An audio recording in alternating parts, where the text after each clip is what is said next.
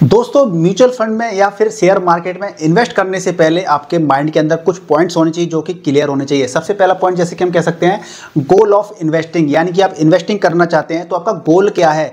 आप अपनी रिटायरमेंट के लिए गोल इन्वेस्ट करना चाहते हैं, या फिर आप अपना घर बनवाना है आपको फ्यूचर में, या आपको गाड़ी लेनी है, या फिर आपको बच्चों की शादी के लिए या स्टडी के लिए, जो भी है आपका गोल क्लियर होना चाहिए कि भाई मैं इन्वेस्ट क्यों कर रहा हूं। इसके अलावा नेक्स्ट है कि choose the right fund for your self, यानी कि अगर आपका गोल क्लियर होगा तो आप अपने लिए बेहतर तरीके का फंड चूज कर पाएंगे, क्योंकि गोल आपका क्लियर है। यानी गोल का एक शॉर्ट टर्म गोल होता है, एक लॉन्ग टर्म भी गोल होता है। तो शॉर्ट टर्म के लिए अलग म्यूचुअल फंड हो सकता है, लॉन्ग टर्म के लिए अलग म्यूचुअल फंड हो सकता है। तो इस प्रकार से आप क्या करेंगे, आप राइट फंड को आप अपने लिए तभी चूज कर पाएंगे।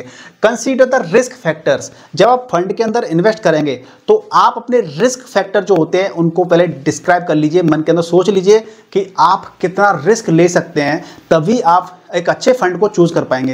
अगर आपका शॉर्ट टर्म का गोल है और आप स्मॉल कैप के अंदर जा रहे हैं तो आपके लिए बहुत ही ज़्यादा रिस्की हो सकता है, और अगर लॉन्ग टर्म का गोल है तो आप स्मॉल कैप को म्यूचुअल फंड को चूज कर सकते हैं। तो इस प्रकार से आपको रिस्क फैक्टर के बारे में भी सोचना है अच्छे तरीके से कि हाँ, मेरा रिस्क कितना है, मैं कितना रिस्क ले सकता हूँ, अफोर्ड कर सकता हूँ। क्योंकि अगर मार्केट नेगेटिव सिचुएशन में जाता है तो मैं कितना रिस्क अफोर्ड कर सकता हूँ और मुझे कितने समय तक फिर होल्डिंग में बने रहना पड़ेगा जिससे कि मुझे वो पॉजिटिव रिजल्ट देखने को मिल जाए।